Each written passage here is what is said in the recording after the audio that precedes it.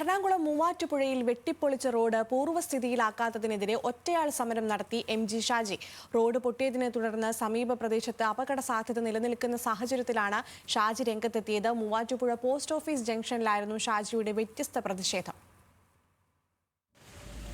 പൊട്ടിയ കുടിവെള്ള വിതരണ പൈപ്പിൽ അറ്റകുറ്റപ്പണി നടത്തുന്നതിന്റെ ഭാഗമായാണ് മൂവാറ്റുപുഴ പോസ്റ്റ് ഓഫീസ് ജംഗ്ഷനിൽ റോഡ് വെട്ടിപ്പൊളിച്ചത്. വാട്ടർ അതോറിറ്റി ഉദ്യോഗസ്ഥർ സ്ഥലത്തെത്തി റോഡ് കുഴിക്കുകയും പൈപ്പ് നന്നാക്കുകയും ചെയ്തെങ്കിലും റോഡ് പൂർവ്വസ്ഥിതിയിലാവാൻ യാതൊരു നടപടിയും സ്വീകരിച്ചില്ല. തുടർന്നാണ് ഒറ്റയാൾ സമരം നടത്താൻ ഷാജി തീരുമാനിക്കുന്നത്.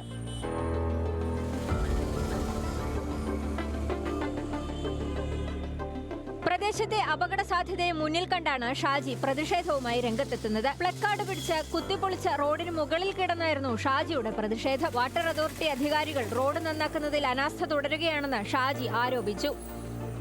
ഇങ്ങനെ കിടന്നിട്ട് വാട്ടർ അതോറിറ്റിയുടെ കുഴി കുത്തിയിട്ടേക്കണേ. ഒന്നാമത്തെ റോഡായിരുന്നു, നല്ല സഞ്ചാരയോഗ്യമായ റോഡായിരുന്നു. വാട്ടർ അതോറിറ്റി കുഴി കുത്തിയിട്ടിട്ട് തികച്ച അനാസ്ഥ, പൊതുജനങ്ങളോടുള്ള അവഹേളനമാണിത്. ഇവിടെ ട്രാഫിക് ജാമാണ്, പിള്ളേർ നടന്നു പോകുന്ന സ്ഥലമാണ്. ഈ ജനറാശുപത്രിയിൽ നിന്ന് രോഗികളും കുട്ടികളും വൃദ്ധരും ഉൾപ്പെടെ കടന്നു പോകുന്ന റോഡാണ്. എന്നിട്ട് ഇവിടെ ഈ മങ്കൂനെ കൊണ്ടുവന്ന് റോഡിൻ്റെ നടുക്ക് കൊണ്ടുവന്നിട്ടിട്ട് റോഡ് അടച്ചിട്ടേക്കുവാണ്. ഇത് പ്രതിഷേധാർഹമാണ്. ഇത് അടിയന്തരമായിട്ട് നന്നാക്കണം. ഈ നന്നാക്കാൻ ഇവിടെ അധികാരികൾ വരാതെ ഞാൻ ഈ കിടന്ന കിടപ്പിൽ നിന്ന് എഴുന്നേൽക്കില്ല എന്ന് ശപഥം ചെയ്യുന്നു.